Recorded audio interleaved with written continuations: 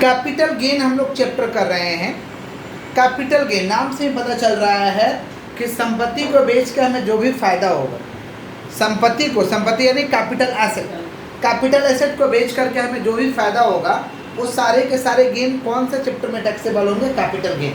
लोग जमीन का खरीदा बेची, बिल्डिंग का खरीदा बेची, शेयर का खरीदा बेची करते हैं, वहाँ से लोगों को क्या होता है? फायदा होता है। समझ पा रहे? कान से वो मसाला निकालो, सुना ध्यान से, उससे क्या होगा?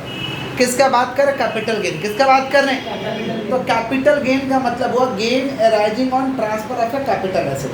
कैपिटल एसेट को बेच करके जो भी हमें लाभ हो रहा है उसे हम क्या कहेंगे? Capital gain. डेफिनेशन लिख रखे हैं कैपिटल गेन का, as per section 45 sub section 1, profit और gains arising on transfer of a capital asset. Transfer माने बेच देना, ट्रांसफर माने क्या कर देना? बेच देना।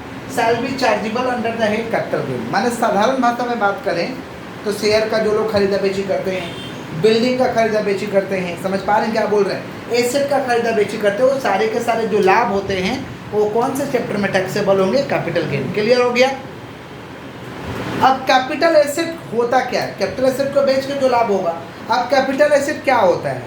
कैपिटल एसेट का डेफिनेशन दिया गया कि कोई भी प्रॉपर्टी जो बिजनेस और प्रोफेशन से संबंधित नहीं है, कोई भी ऐसा प्रॉपर्टी जो बिजनेस और प्रोफेशन से संबंधित नहीं है वो कैपिटल एसेट कहलाता है। लेकिन कैपिटल एसेट में कुछ क्राइटेरिया है, समझ रहे हैं? तो कैपिटल एसेट का एक डेफिनेशन बनाया गया कि capital asset means other than the following.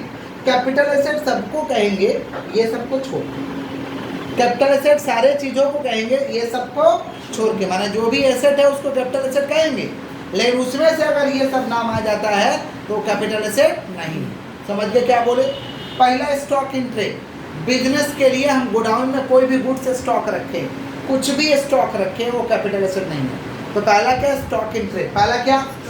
Personal effect, माने कोई भी मूवेबल प्रॉपर्टी जो पर्सनल यूज के लिए रखे, कोई भी मूवेबल प्रॉपर्टी जो कौन से यूज के लिए रखे हैं? पर्सनल यूज के लिए, उसे हम कहते हैं पर्सनल इफेक्ट। क्या कहते हैं हम लोग? लेकिन ज्वेलरी को छोड़ के, ज्वेलरी और इमूवेबल प्रॉपर्टी को छोड़ के वो कैपिटल एसेट है। इमूवेबल प्रॉपर्टी माने मान लो हम घर रखे अपने लिए, वो कैपिटल एसेट है। आप खुद यूज करिए, कोई दिक्कत नहीं, लेकिन कैपिटल एसेट है। ज्वेलरी आप रखिए घर में, वो कैपिटल एसेट है। ज्वेलरी और इमूवेबल प्रॉपर्टी को छोड़ के। समझ पा रहे हैं? किसका बात करें? Personal effect. किसका? तीसरा एग्रीकल्चरल एंड रूरल एरिया। गांव में जो जमीन होता है, पापा लोग बोलते हैं घर में गांव में संपत्ति है, वो वाला जमीन। समझ पा रहे? गांव में जो जमीन होता है, हम लोगों को ग्रामीण क्षेत्र में जमीन होता है, वो कैपिटल एसेट नहीं है। लेकिन ऐसा ग्रामीण क्षेत्र जहाँ पे म्युनिसिपल कॉरपोरेशन पड़ रहा है और वहाँ का जनसंख्या 10,000 से ज़्यादा है, वहाँ का जनसंख्या 10,000 से, तो फिर वो एग्रीकल्चरल एंड कैपिटल एसेट माना जाएगा। माने साधारण तौर पर अगर बात करें तो जो इस जमीन में हम लोग खेती बाड़ी गाँव में करते हैं वो कैपिटल एसेट नहीं है। एग्रीकल्चरल लैंड इन कौन सा एरिया? Rural area. कौन सा area? Gold bond, special bearer bond, gold deposit bonds, ये सारे के सारे कैपिटल एसेट नहीं है। सारे के सारे कैपिटल एसेट। तो अगर कैपिटल एसेट का डेफिनेशन लिखना होगा तो क्या लिखेंगे? Capital asset means other than the following. बोलो क्या बोले? Capital asset means other than the following: stock in trade, personal effect, agriculture में rural area, gold bond, special bearer bond, gold deposit bond. समझ गए क्या बोले? अच्छा, कैपिटल गेन में कौन सा प्रॉफिट आएगा भाई? जो शेयर का किना बेची, जमीन का किना बेची करके जो लाभ हो रहा, वो सारे के सारे किसके अंडर में टैक्सेबल होंगे? कैपिटल गेन में टैक्सेबल होंगे। क्लियर है क्या?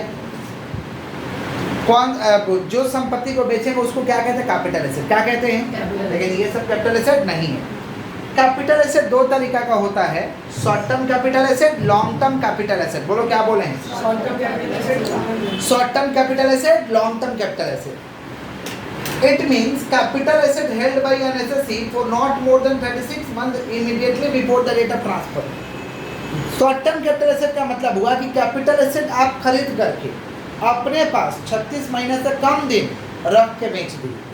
माने आपके पास पीरियड ऑफ होल्डिंग, माने मान लीजिए कोई संपत्ति किने हमारे पास 36 महीने से कम दिन रखे और उसको बेच दिए, उसे क्या कहेंगे? Short term capital asset. क्या कहेंगे हम लोग? समझ रहे हैं क्या बोले कि नहीं समझ रहे? मान लो हम कोई संपत्ति 2020 में किने, 1 जनवरी 2020 को किने और 1 अक्टूबर 2020 को बेच दिए, माने 10 महीने बेच दिए, माने 36 महीने से कम है।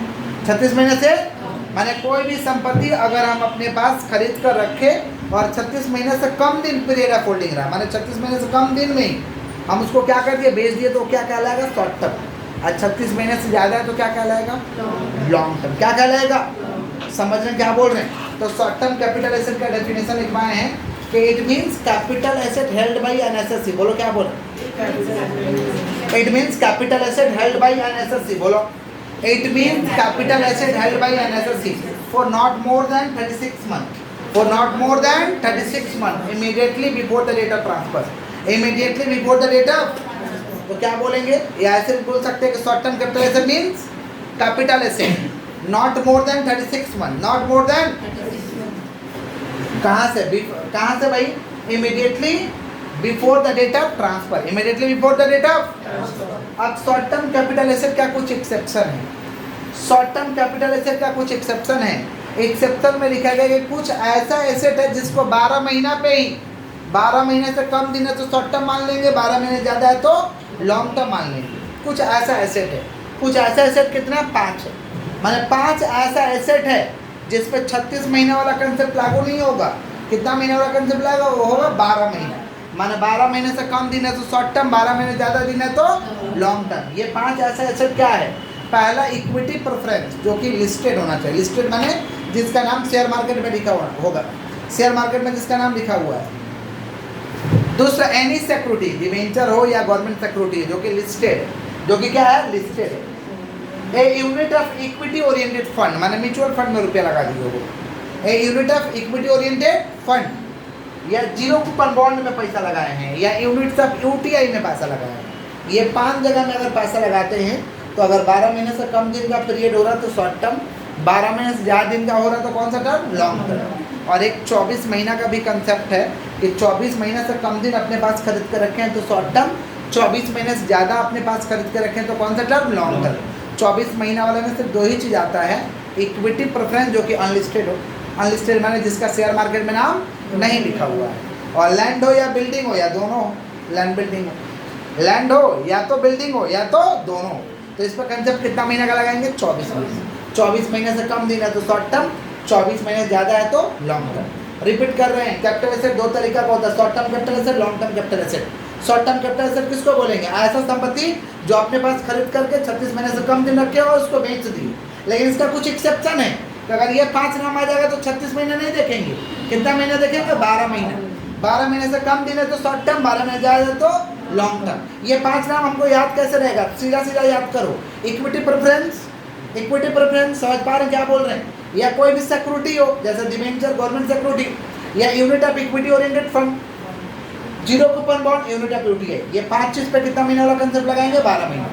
और 24 महीने वाला कंसेप्ट किस पे लगाएंगे, इक्विटी प्रेफरेंस जो कि अनलिस्टेड है, या तो लैंड हो या तो बिल्डिंग हो या तो दोनों हो, लैंड बिल्डिंग हो। समझ पा रहे हैं क्या बोल रहे हैं, वहाँ पे कितना लगेंगे, 24 महीने। कितना महीना, लॉन्ग टर्म कैपिटल एसेट का अलग तरीके से डेफिनेशन लिख दिए ताकि आपको बेहतर समझ में आएगा।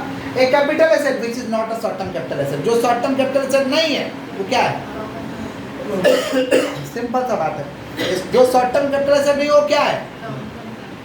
तो देखो लिखें, a capital asset which is not a short term capital asset is a long term capital asset। ऐसा कैपिटल एसेट जो शॉर्ट टर्म कैपिटल एसेट है ही नहीं तो क्या माना जाएगा, लॉन्ग टर्म कैपिटल एसेट। क्या माना जाएगा, क्लियर है क्या। कैपिटल गेन समझ गए हो कि संपत्ति को बेच करके जो लाभ होगा उसे कैपिटल गेन कहेंगे, माने प्रॉफिट और gains arising on transfer of a capital asset, उसे क्या कहेंगे, कैपिटल गेन। कैपिटल गेन भी 2 तरीका का होता है, ये कैपिटल एसेट 2 तरीका का होता है, और कैपिटल गेन भी 2 तरीका का होता है, short term capital gain, long term capital gain. बोलो क्या बोलें, शॉर्ट टर्म कैपिटल गेन किसको बोलेंगे, जब शॉर्ट टर्म कैपिटल एसेट को बेच करके लाभ होगा उसे क्या कहेंगे, शॉर्ट टर्म कैपिटल गेन। और लॉन्ग टर्म कैपिटल एसेट को बेच के जब लाभ होगा तो क्या कहेंगे, लॉन्ग टर्म कैपिटल गेन। माना ई वाला संपत्ति बेचेगा, इससे जो लाभ हुआ उसको क्या कहेंगे, शॉर्ट टर्म कैपिटल गेन, क्या कहेंगे हम लोग। और ई वाला संपत्ति बेचोगे, इससे जो लाभ हुआ उसको क्या कहोगे, लॉन्ग टर्म कैपिटल गेन, क्या कहेंगे हम लोग। क्लियर है क्या, माने अगर डेफिनेशन अगर लिखना हो शॉर्ट टर्म कैपिटल गेन का तो क्या लिखेंगे, प्रॉफिट और gains arising on transfer of a short term capital asset, profit और gains arising on transfer of a short term capital asset, short term capital, उसे क्या कहेंगे, शॉर्ट टर्म कैपिटल गेन। और लॉन्ग टर्म कैपिटल गेन का क्या definition लिखेंगे, profit और gains arising on a transfer of a कौन सा, long term capital asset, long term capital, इसे कहेंगे long term capital gain. Short term capital gain हुआ तो 15% का टैक्स लगता है, सरकार 15% का टैक्स लेगा। और लॉन्ग टर्म कैपिटल गेन हुआ है तो सरकार 20% का टैक्स लेगा। कितना परसेंट का? समझ पा रहे हैं? शॉर्ट टर्म कैपिटल गेन का फॉर्मेट सुनो ध्यान से। शॉर्ट टर्म कैपिटल गेन का फॉर्मेट है, सबसे पहले लिखेंगे सेल्स कंसिडरेशन। क्या लिखेंगे हम लोग? कितना में बेचे हैं, उसमें से लेस करेंगे एक्सपेंस ऑन ट्रांसफर। बेचने में ब्रोकरेज बहुत सारे खर्च लग जाते हैं, उसको हम कहते हैं एक्सपेंस ऑन ट्रांसफर। क्या कहते हैं हम लोग? एक्सपेंस ऑन ट्रांसफर को लेस करेंगे तो आएगा नेट सेल्स कंसिडरेशन। क्या आएगा? यहाँ से दो चीज और लेस करते हैं, कॉस्ट ऑफ एक्विजिशन और cost of improvement. Cost of acquisition का मतलब परचेज प्राइस, कितना में किया था। कॉस्ट ऑफ एक्विजिशन माने कौन सा प्राइस? Purchase price. और कॉस्ट ऑफ इम्प्रूवमेंट का मतलब होता है एक तल्ला कीने तो 2 तल्ला उस पर ठोकवा दिए, माने कुछ बना दिए उसको। समझ पा रहे हैं? इसको हम कहते हैं कॉस्ट ऑफ इम्प्रूवमेंट। क्या कहते हैं हम लोग? तो cost of acquisition, cost of improvement दोनों लेस होगा। लेस करते ही आ जाएगा शॉर्ट टर्म कैपिटल गेन। क्या आ जाएगा? तो फॉर्मेट क्या? सबसे पहले क्या लिखे बोलिए? Sales consideration. जोर से बोलो, सेल्स कंसिडरेशन। सबसे पहले क्या लिखे भाई? Sales consideration. सेल्स कंसिडरेशन से लेस क्या किया? Expense on transfer. Expense on तो क्या आ गया? Net sales consideration. Net sale, इसमें से दो चीज लेस करेंगे, कॉस्ट ऑफ एक्विजिशन और cost of improvement. Cost of acquisition और कॉस्ट ऑफ, तो क्या आएगा? Short term capital gain. Short term capital जितना लेक्चर के पहले उसको नोट करते हैं फिर आगे बढ़ते हैं। समझ पा रहे हैं? इसको नोट कर लिए सभी लोग?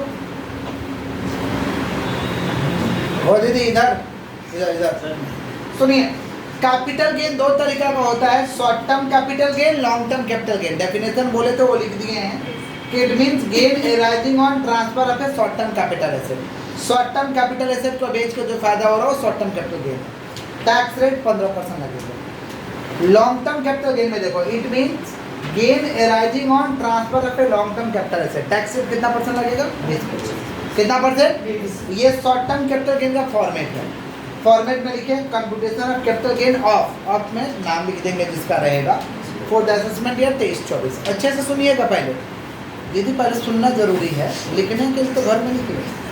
सबसे पहले हम लोग का सेल कंसिडरेशन है। क्या है? कितना में बेचे हो। लेस करेंगे एक्सपेंस ऑन ट्रांसफर। कस्टमर को अरेंज करने में कुछ दलाली देना पड़ता है, ब्रोकरेज देना पड़ता है, इसको कहते हैं एक्सपेंस ऑन ट्रांसफर। लेस करेंगे तो आएगा नेट सेल्स कंसिडरेशन। यहाँ से दो चीज लेस करेंगे, कॉस्ट ऑफ एक्विजिशन माने परचेज प्राइस, एक्वायर प्राइस, और इम्प्रूवमेंट माने कभी कभी बनाने के लिए खर्च कर देते हैं, कभी कभी रहेगा तो लिखेंगे, नहीं रहेगा तो नहीं लिखेंगे। लेस करते ही आएगा short term capital. Short term capital ये फॉर्मेट है। एक नीचे हम क्वेश्चन लिख रखे हैं, वो क्वेश्चन मैं पढ़ के सुना रहा हूँ, देखिए क्या है। नीचे क्वेश्चन लिख के रखे हैं, mister x purchase a building. Mister x purchase a building on 17/8/2021। 17/8/2021 को मिस्टर एक्स बिल्डिंग खरीदा है 4/5 लाख, 5 लाख में खरीदा है। ऑन 1/5/2022 को ही इनकट कॉस्ट ऑफ इम्प्रूवमेंट, बनाने के लिए खर्च कर दिया 2 लाख रुपया। कब खर्च कर दिया? 1/5/2022 को। 1/5/2022 ऑन 1/8/2022 को ही सोल्ड अ बिल्डिंग, 20 लाख में बेचा है। And इनकट brokerage for arranging customer, 2% का ब्रोकरेज लगा है। कंप्यूट करते हुए तो बेचे कितना में है भाई? 20 लाख। कितना बेचे हैं? अच्छा, कर्जे का 21 में, बेच कब रहा? 22 में। कर्जे का 21 में बेच रहे हैं, हमारे 36 महीने से कम दिन है। और ये बिल्डिंग का तो कंसेप्ट 24 महीना देखेंगे, 24 महीने से कम दिन है। तो सबसे पहले लिखेंगे सेल्स कंसिडरेशन। सेल्स कंसिडरेशन कितना भाई? 20 लाख। कितना है? 20 लाख। लिख दिए सेल्स कंसिडरेशन। ऊपर में हो जाएगा computation of capital gain of क्या चीज? Mister x. Mister x for the assessment of 23-24। सबसे पहले लिख दिया सेल्स कंसिडरेशन। क्या करना? तो नहीं, करंट ईयर लिखते, करंट जो चल रहा है खुद से लिखा जाता है, ठीक है। सबसे पहले सेल्स कंसिडरेशन कितना? 20 लाख। लेस करेंगे एक्सपेंस ऑन ट्रांसफर, कितना परसेंट है? 2%। 20 लाख का 2% कितना होगा? 20 लाख का 2% 40 है। तो लेस करिए तो कितना आ रहा? 19 लाख 60। 19 लाख कितना हो रहा? 60। अब परचेज प्राइस कितना भाई? 5 लाख। परचेज प्राइस कितना? 5 lakh. Cost of acquisition, improvement, बनाने का खर्च कितना? 2 लाख। तो 5 लाख और 2 लाख कितना हो रहा? 7 लाख। 5 लाख और 2 लाख कितना हो रहा? 7 लाख। 19,60,000 में से 7 लाख जाएगा तो बचेगा 12,60,000। कोई तकलीफ है? कोई तकलीफ है? सबसे पहले लिख दिया sales consideration 20 lakh. Expense on transfer 2% है, 20 लाख का 2% लेस कर दिए। आ गया नेट सेल्स कंसिडरेशन। यहाँ से दो चीज़, परचेज प्राइस को कहते हैं कॉस्ट ऑफ एक्विजिशन और बनाने के खर्च को कहते हैं कॉस्ट ऑफ इम्प्रूवमेंट। लेस कर दिए, जो आया वो क्या निकला, short term capital gain. Short term capital कोई दिक्कत है, कॉपी करिए। हम लोग इसी में